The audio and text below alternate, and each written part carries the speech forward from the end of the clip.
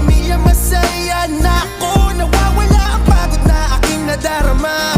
Kaya ko to, wag na kayong mag-alala.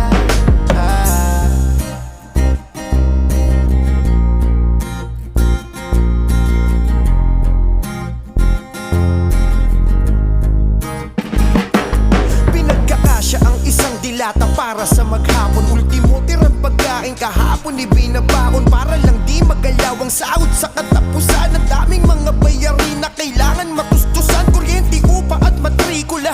Di bale ang mahalaga, ako'y nandito na.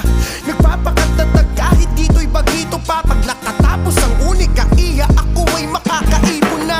Kaya tiis-tiis lang muna, punasan ng mga luha. Sakripisyo mong